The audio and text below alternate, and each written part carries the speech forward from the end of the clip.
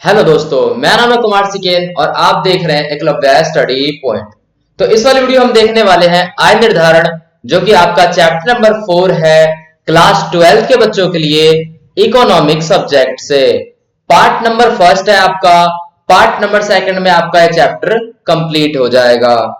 यहाँ पे दोस्तों अगर मैं बात करूं चैप्टर के नेम की, तो आपको अलग अलग बुक में चैप्टर का जो नाम है वो अलग अलग मिल सकता है। फॉर एग्जाम्पल आय निर्धारण, आय और रोजगार के निर्धारण, एग्रीगेट डिमांड, कुछ इस प्रकार के नाम जो है आपको मिल सकते हैं। ठीक है, यहाँ पर आगे बढ़ते हैं आपके सामने। और स्टार्ट करने से पहले मैं आपको ये बता दूं कि कौन सी बुक से स्टडी करनी चाहिए 2020 में इकोनॉमिक सब्जेक्ट से। इसकी वीडियो मैंने बनाया है और टेक्निकल इश्यू के कारण जो है इसका नोटिफिकेशन नहीं गया, तो बहुत सारे बच्चों ने उसे नहीं देखा है। तो डिस्क्रिप्शन में लिंक है, आप उस वीडियो को जाकर देख सकते हो। मैंने कई सारी बुक का उसमें नाम लिया है और एनसीईआरटी, और मैंने सबकी जो खासियत है वो बताई है और सबके जो नुकसान है उस प्रकार के जो मैंने वीडियो वो एनालाइज करके बना रखा है। ठीक है दोस्तों, चैप्टर को स्टार्ट करते हैं यहां से। और आप देखोगे समग्र मांग एवं इसके घटक हमारा जो पहला टॉपिक है। तो यहां पर हम देखते हैं कि समग्र मांग आखिरकार क्या होता है। ठीक है दोस्तों, एक और बात बता दूं कि आपका जो पार्ट नंबर ये फर्स्ट है दोस्तों, इसमें पूरा का पूरा क्या है, थ्योरी के क्वेश्चन है, जो कि नेक्स्ट पार्ट में जो आपका पूरा का पूरा प्रैक्टिकल होगा उसे समझने में बहुत ज्यादा मदद करेगा। ठीक है, फर्स्ट पार्ट थ्योरी का और सेकंड पार्ट प्रैक्टिकल का और चैप्टर कंप्लीट। ठीक है, यहां हम समझते हैं समग्र मांग क्या होता है। तो दोस्तों समग्र मांग का मतलब होता है सारे मांग, यानी जितने भी हमारे अर्थव्यवस्था में लोग रहते हैं वो सभी वस्तुओं की मांग करते हैं, सेवाओं की मांग करते हैं, और इन सब का जो कुल जोड़ होता है वो समग्र मांग होता है। यहां पर हम देखते हैं एक लेखा वर्ष में, आपको मैंने पहले ही बताया था एक लेखा वर्ष अकाउंटिंग ईयर के बारे में, और वो क्या था कि आरबीआई का होता है 1 जुलाई से 30 जून, और देश का जो वित्त वर्ष है उसका होता है 1 अप्रैल से 30 मार्च का। तो एक लेखा वर्ष में अगर हम बात करें तो हमारे अर्थव्यवस्था में बहुत सारे लोग रहते हैं। जितने भी लोग रहते हैं उनके द्वारा जितनी भी वस्तुओं का और सेवाओं का मांग किया जाता है, उन सब को अगर हम जोड़ दें तो उन्हें कुल जोड़ अगर हम उनका कर दें तो वो सभी क्या हो जाएगी, हमारी समग्र मांग हो जाएगी, यानी कि सारी की सारी। ठीक है, आगे बढ़ते हैं यहां पर हम, और अब हमें देखना है इसके घटक। और आपके सामने आपने बुक्स में इस प्रकार का कुछ जो है पैटर्न वो देखा होगा, इसका मतलब क्या होता है वो समझते हैं। यहां पर आपने देखा होगा AD is equal to C plus I plus G plus X minus M। तो दोस्तों AD का मतलब होता है एग्रीगेट डिमांड, ठीक है, C का मतलब होता है कंजप्शन, I का मतलब होता है इन्वेस्टमेंट, और G का मतलब होता है गवर्नमेंट स्पेंडिंग या गवर्नमेंट एक्सपेंस, और X माइनस M का मतलब होता है नेट एक्सपोर्ट। ठीक है दोस्तों, ये तो बात हो गई इंग्लिश में। अब हम बात करते हैं इसे हिंदी में क्या क्या कहते हैं।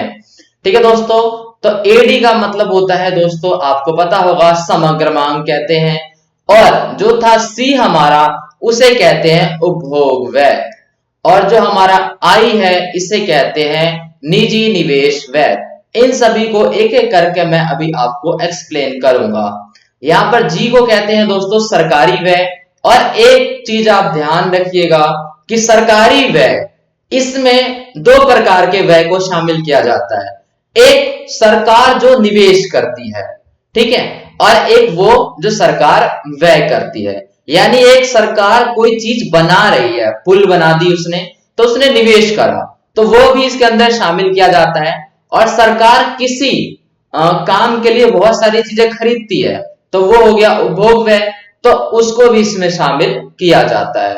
X माइनस M का मतलब आपको पता है शुद्ध निर्यात होता है। ठीक है दोस्तों, अब हम इसे एक एक करके समझते हैं कि आखिरकार ये क्या होता है। सबसे पहले तो इसे समग्र मांग के घटक कहा जाता है। समग्र मांग के दोस्तों 4 घटक होते हैं, और सबसे पहले हम बात करने वाले हैं उपभोग के बारे में। ठीक है दोस्तों, उपभोग यानी C, और सी मतलब कंजप्शन, यानी कि जो हम इस्तेमाल कर रहे हैं। यहां पर समझिए आपके सामने है दोस्तों, इसमें देश के परिवारों, इसमें देश में जितने भी परिवार रहते हैं उसमें एक लेखा वर्ष में, आपको बताया था एक लेखा वर्ष अकाउंटिंग ईयर, तो इसमें क्या होता है, सभी वस्तुओं और सेवाओं को दी गई मांगों को शामिल की जाती है, जिसे हम क्या कहते हैं, उपभोग कहते हैं। इसका मतलब सबने कितना खर्च करा, सभी वस्तु और सेवाओं पर कितना खर्च करा, ये होता है हमारा उपभोग। ठीक है, आगे बढ़ते हैं और यहां पर हमारे सामने है सेकंड, निवेश यानी कि आई यानी कि इन्वेस्टमेंट। इन्वेस्टमेंट का मतलब दोस्तों आपको पता ही होगा, इन्वेस्टमेंट का मतलब होता है हम उस जगह पैसे लगा रहे हैं, अपने पैसे खर्च कर रहे हैं जहां से हमें और पैसे आएंगे। देखिए यहां पर निवेश व्यय से अभिप्राय उस व्यय से है जिनके द्वारा उत्पादक के पूंजी के स्टॉक में वृद्धि होती है। उत्पादक मतलब वो बंदा जो पैसे लगा रहा है, उसकी पूंजी उससे बढ़ेगी और उससे क्या होगा, यहाँ पर स्टॉक होगा दोस्तों, टाइपिंग मिस्टेक है, ठीक है। तो स्टॉक में क्या होगा, वृद्धि होती है। एक बार इसे और समझते हैं एक एग्जांपल से। मान के चलिए दोस्तों होता क्या है, जैसे मान के चलो हमारे पास एक फैक्ट्री है, ठीक है। उस फैक्ट्री में पहले हमारे पास 10 मशीन थी जिससे कि नॉर्मल प्रोडक्शन होती थी, लेकिन अब हमने और पैसे लगाए और 10 मशीन खरीदी। अब हमारे पास जो है वो 20 मशीन है और सिर्फ प्रोडक्शन जो है वो 2 गुना होती है।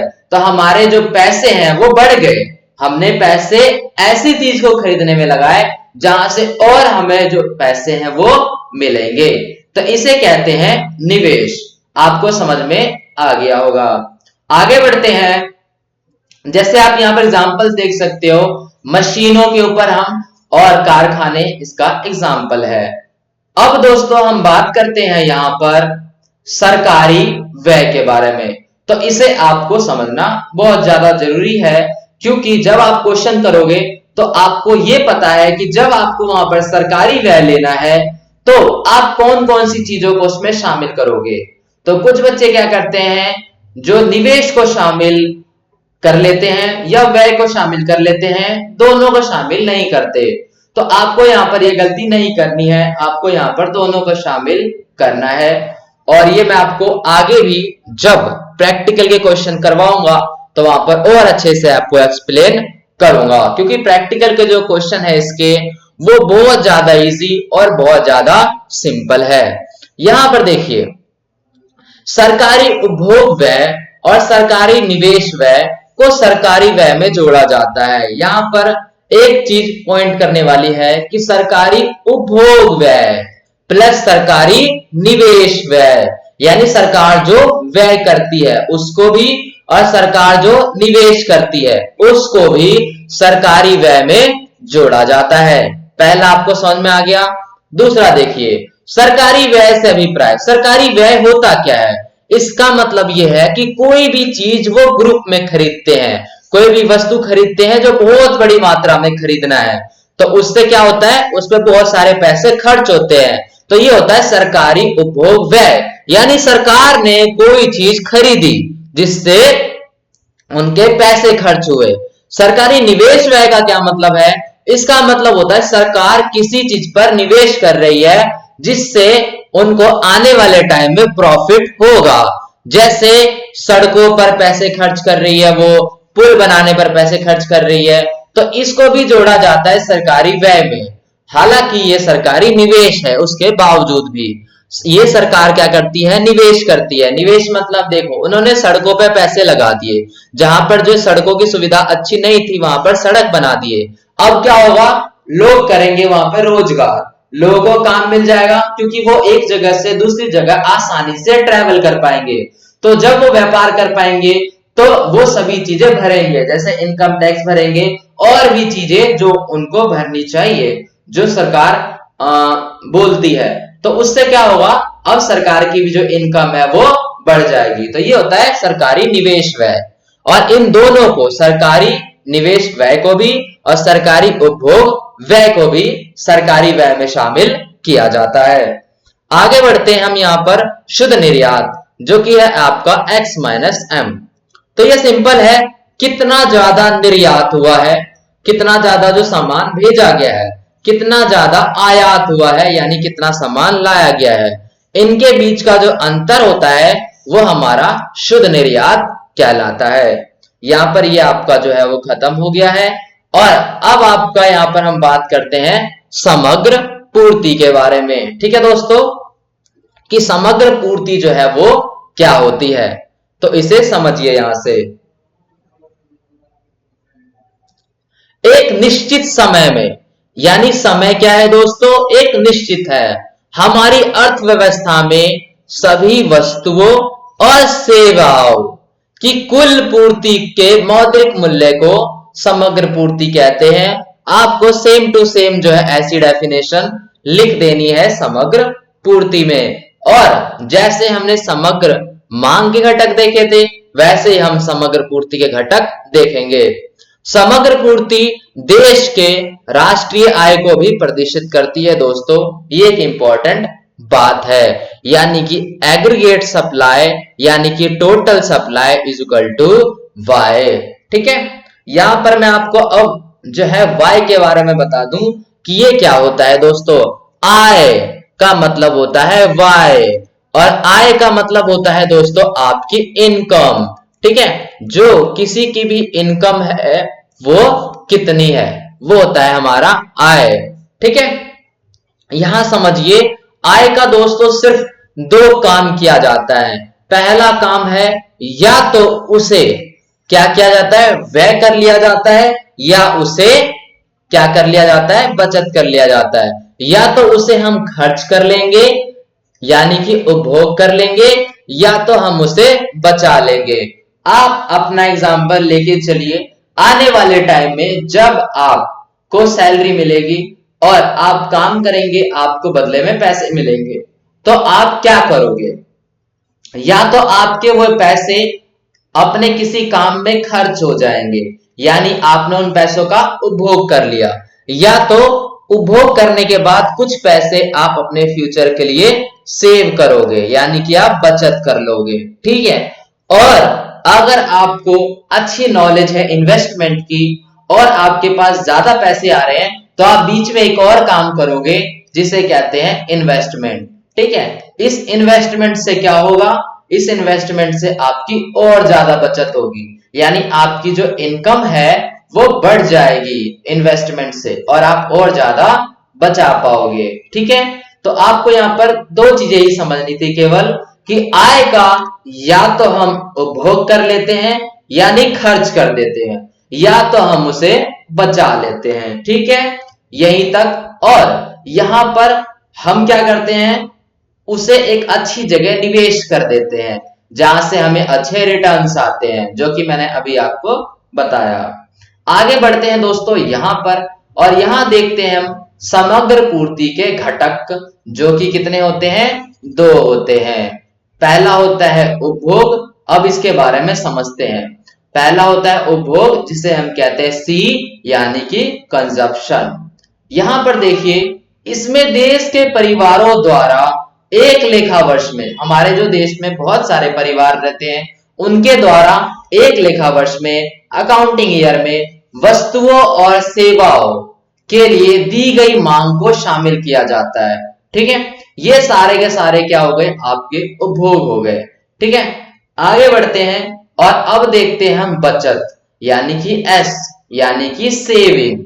ठीक है दोस्तों, तो ये भी आपको पता है सेविंग का मतलब क्या होता है, अभी आपको बताया गया था कि सेविंग का मतलब होता है कि आप जो भी पैसे अपनी इनकम का अपने काम करने के बाद बचा लोगे, अपनी आय का उपभोग करने के बाद जितनी भी राशि आपकी बचेगी वो आपकी सेविंग होगी यानी बचत होगी।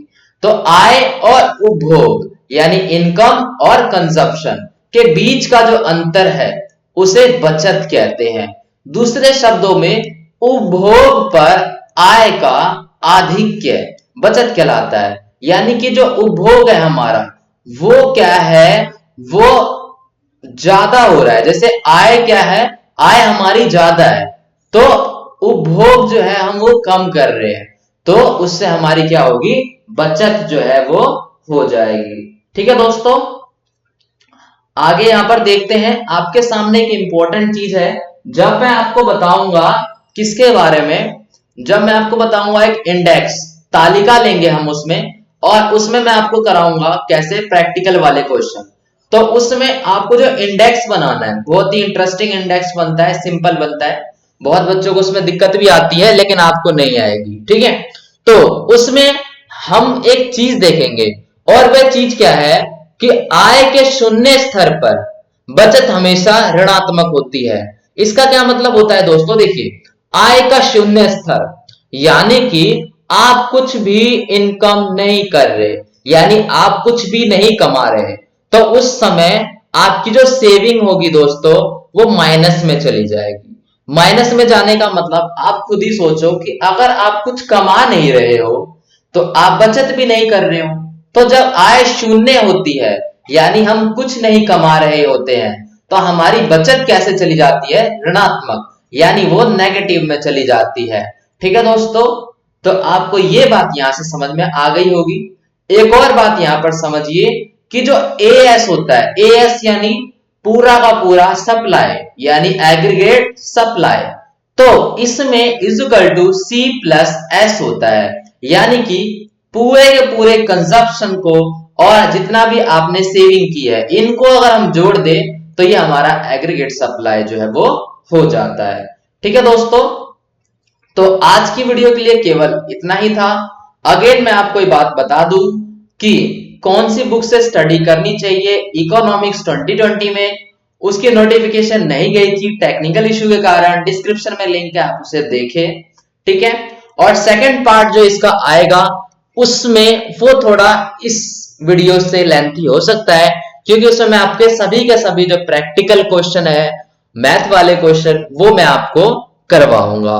ठीक है, और उस सेकंड पार्ट में आपका जो ये चैप्टर है ये पूरा का पूरा खत्म हो जाएगा, और सेकंड पार्ट में कोशिश करूंगा कि जल्दी से जल्दी आपके सामने ले आऊं। ठीक है दोस्तों, किसी प्रकार का कोई भी डाउट हो तो आप यहां पर मुझे इंस्टाग्राम पे फॉलो कर सकते हैं, कुमार सिकेन 12 आईडी है, नीचे डिस्क्रिप्शन में आपको लिंक भी मिल जाएगा। ठीक है दोस्तों, वीडियो आपको पसंद आ गई हो तो आप कर सकते हैं एक लाइक, कमेंट करके आप हमें बता सकते हैं, शेयर कर सकते हैं अपने क्लासमेट्स के साथ, साथ ही सब्सक्राइब कर दें हमारे इस चैनल को, बगल में बेल नोटिफिकेशन आपको दिख ही रहा होगा, आप उसे भी प्रेस कर दें जिससे नई वीडियो की जो नोटिफिकेशन है वो आप तक सबसे पहले पहुंचे। तो धन्यवाद दोस्तों।